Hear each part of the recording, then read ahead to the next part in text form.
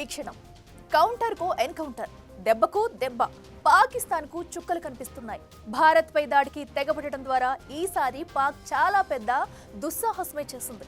ఇక ఎవరు చెప్పినా వినేది లేదు, వెనక్కు తగ్గేదే లేదు. తాడో పేడో తేలిపోవాలంతే. ఎప్పుడు పక్కలో బల్లెంలా భారత్కు ఇదో పెద్ద సమస్యగా మారిపోయింది. ఇప్పుడు ఎలాగో వార్ లైక్ సిచ్యువేషన్ ఏర్పడింది కాబట్టి మొత్తం పీఓకేలో ఉగ్ర స్థావరాలపై పాటే పాకిస్తాన్ ఏం చూసుకుని రెచ్చిపోతుందో వాటన్నిటినీ ధ్వంసం చేయడమే భారత్ ముందున్న టార్గెట్.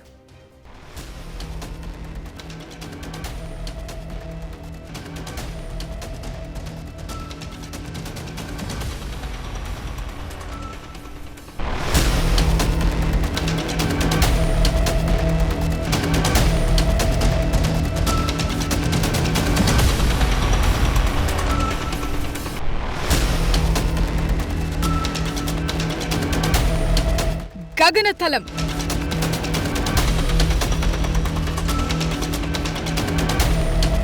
జలమార్గం,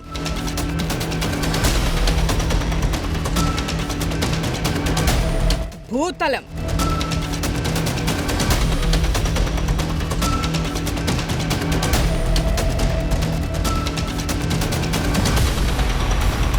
ఈ మూడు మార్గాల్లో భారత దళాలు యాక్టివేట్ అయ్యాయి. ఇక పాకిస్తాన్ కు చుక్కలే. అవును, తన స్థాయికి మించి దాయాది రియాక్ట్ అయింది. ఇప్పుడు అనుభవించక తప్పని పరిస్థితి. యుద్ధంలో దిగక తప్పదు. బలం లేనప్పుడు నష్టపోవాల్సిందే. ఇదే ఇప్పుడు పాకిస్తాన్ కు పెద్ద సవాల్గా మారింది. ఆ దేశంలో యుద్ధం వద్దు, అంతా ఎక్కడున్నారు, ఏం చేస్తున్నారని జనం క్వశ్చన్ చేస్తున్నారు. అయితే భారత్ తో పోలిస్తే ఏమాత్రం బలం లేని పాకిస్తాన్ ఇప్పుడు యుద్ధంలో ఎలాంటి టర్న్ తీసుకోబోతోందన్నదే కీలకం. ఇప్పుడు కామన్ మ్యాన్ లో ఒకటే ప్రశ్న, ఈ యుద్ధం కంటిన్యూ అవుతుందా? భారత్ ఏం చేయబోతోంది? పాకిస్తాన్ ఏం చేస్తుంది? యుద్ధం కొనసాగితే ఎన్ని రోజులుంటుంది? ఎప్పుడు ముగుస్తుంది? ఎలా ముగుస్తుంది? అయితే వీటికి జవాబులు ఎవరి చేతుల్లోనూ లేవు. పాకిస్తాన్ ఎంతో కొంత రియాక్షన్ ఇచ్చే ప్రయత్నం చేస్తోంది. వాటిని మన S-400 anti missile system cool చేస్తోంది. సో వారి ఆటలు సాగటం లేదు. ఎక్కడా పెద్దగా వారి పాచికలు పారటం లేదు. అయితే పాకిస్తాన్ అదును కోసం వేచి చూడటం ఖాయంగా కనిపిస్తోంది. భారత్ కు ఏదైనా భారీ ఎదురు దెబ్బ తగిలేలా ప్లాన్ చేసుకుంటోంది. పాక్ ఎన్ని ఎత్తులు వేసినా వాటిని ఫెయిల్ చేసేందుకు భారత్ రెడీ అంటోంది.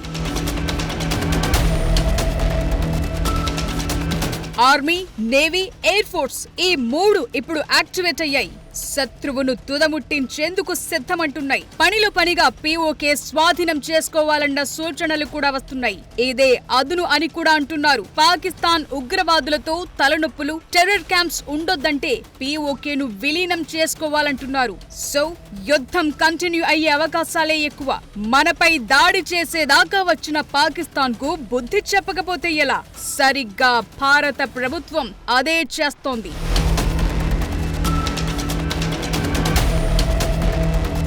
నిజానికి యుద్ధం పైకి పాకిస్తాన్ తో చేస్తున్నట్లు కనిపిస్తున్నా పరోక్షంగా చేస్తోంది చైనాతోనే. ఎందుకంటే చైనా సప్లై చేసే వెపన్స్, డ్రోన్లు, మిసైళ్లపైనే పాక్ ఆధారపడి ఉంది. ఎన్ని రోజులు అలా సప్లై చేస్తే అన్ని రోజులు యుద్ధం చేస్తుందన్నమాట. ఆ తరువాత షెరా మామూలుగా తోకముడుస్తుంది. అయితే చైనా సామాన్ను నమ్ముకుంటే పాకిస్తాన్ కు కష్టాలు తప్పటం లేదు. ఒక్కటే టార్గెట్ చేరటం లేదు. దీంతో ముందుకు వెళ్లాలా వద్దా అన్న ఆలోచనలో పాక్ నేతలున్నారు. కొందరైతే సోషల్ మీడియాలో పాక్ మ్యాప్ కు దండ వేస్తున్నారు కూడా. ఎక్కడి పాకిస్తాన్, ఎవరిపై దుస్సాహసం?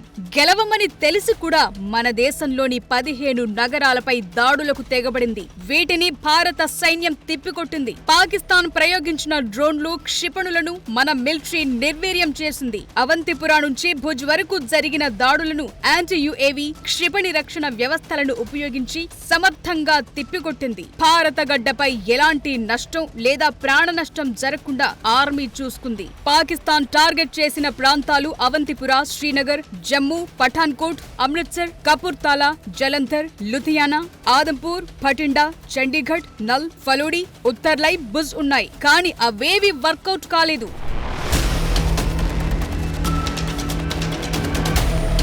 చైనాకు చెందిన HQ-9 రక్షణ వ్యవస్థలను పాకిస్తాన్ వాడుతోంది. వీటిని ఇంటిగ్రేటెడ్ కౌంటర్ UAS గ్రిడ్ గగనతల రక్షణ వ్యవస్థలతో సమర్థంగా భారత్ అడ్డుకుంటోంది. అదే సమయంలో మనం డ్రోన్లు, మిసైల్స్ తో దాడి చేస్తే పాకిస్తాన్ అడ్డుకోలేకపోతోంది. లాహోర్లోని ఎయిర్ డిఫెన్స్ వ్యవస్థను మన క్షిపణి ధ్వంసం చేసింది. నియంత్రణ రేఖ వెంట కాల్పుల విరమణ ఉల్లంఘిస్తూ పాకిస్తాన్ దాడులను ముమ్మరం చేసింది.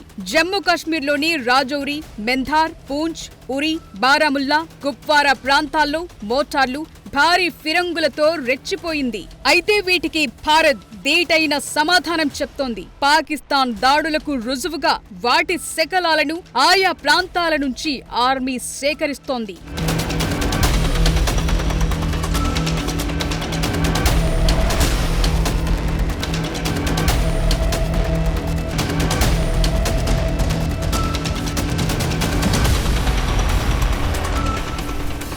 పాకిస్తాన్కు ఎన్ని రోజులు యుద్ధం చేసే కెపాసిటీ ఉంది?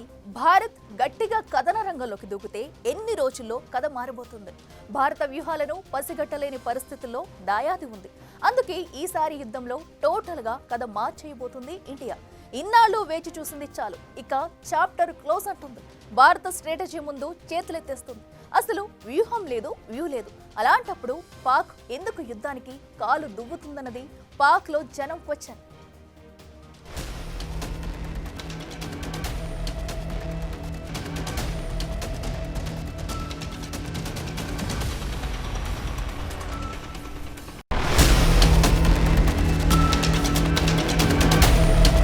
పాకిస్తాన్ జనం మొత్తుకుంటున్నారు యుద్ధం వద్దని.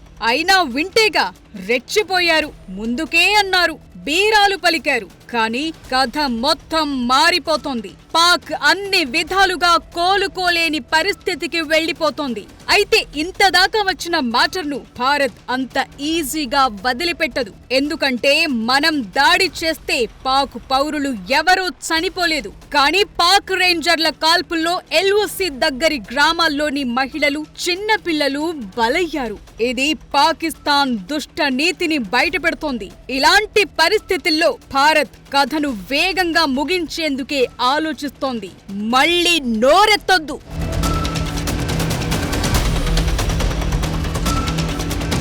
సరిహద్దు రాష్ట్రాల సీఎంలతో ప్రధాని మోదీ ప్రత్యేకంగా ఫోన్లో మాట్లాడారు. రక్షణ చర్యలను అడిగి తెలుసుకున్నారు.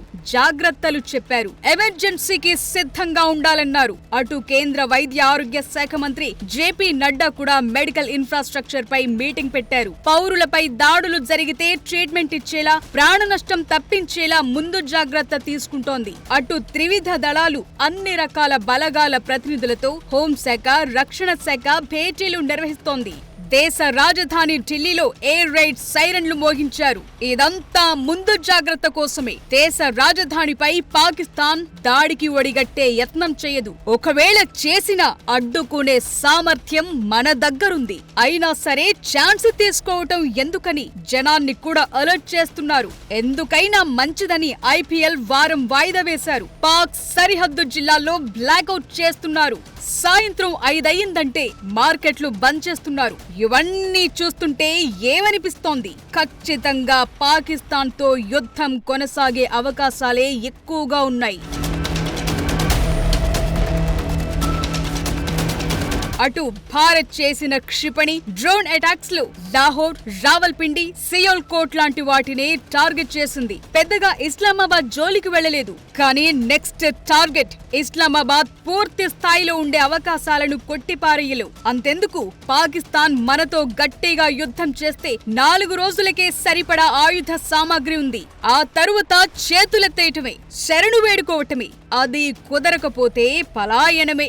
ఇది పాక్ పరిస్థితి. కానీ పైకి మాత్రం buildup. 150mm artillery shells, 120mm రాకెట్ల కొరత పాక్కు తీవ్రంగా ఉంది. డబ్బులు అవసరం కాబట్టి 2022, 2023లో ఉక్రెయిన్ కు 150mm ఆర్టిలరీ షెల్స్ ను పెద్ద ఎత్తున అమ్ముకుంది.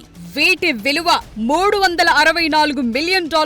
దీంతో దాని సొంత నిల్వలు తగ్గిపోయాయి. అయితే హమాస్ మాదిరిగా భారత్ పై డ్రోన్ల వర్షం కురిపించింది. జమ్మూ కాశ్మీర్, పంజాబ్, రాజస్థాన్, గుజరాత్ లోని 24 నగరాలపై 500కు పైగా డ్రోన్లను ప్రయోగించింది పాక్. అయితే వాటిని భారత్ తిప్పికొట్టడంతో నష్టం తప్పింది.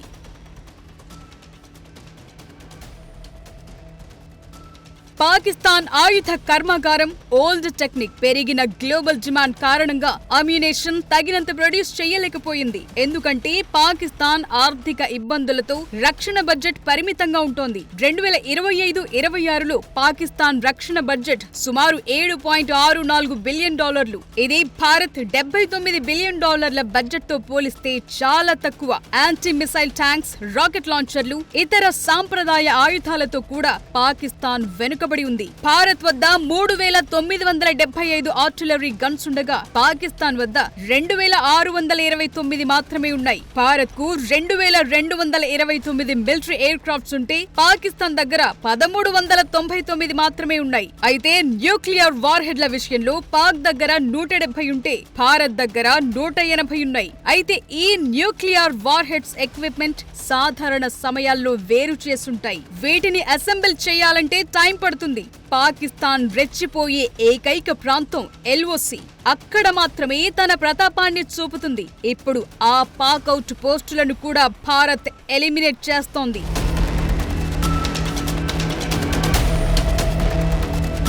అణ్వాయుధాలైన యుద్ధమైన భారత్ విధానం ఏంటంటే మొదట తనకు తాను ఏ దేశంపై దండెత్తొద్దు అని. నో ఫస్ట్ యూజ్ దీనర్థం. అదే పాకిస్తాన్ మాత్రం ఫస్ట్ స్ట్రైక్ పాలసీ ఫాలో అవుతోంది. కానీ చివరి పంచ్ మాత్రం మనదే. కశ్మీర్ వివాదాన్ని శాశ్వతంగా పరిష్కరించడం, సీమాంతర ఉగ్రవాదానికి మద్దతిస్తోన్న పాకిస్తాన్ ను పూర్తిగా కట్టడి చేయటం, దక్షిణాసియాలో భారత్ ఆధిపత్యాన్ని బలోపేతం చేయటమే వ్యూహంగా ప్రస్తుతం భారత చర్యలు ఉండే అవకాశముంది.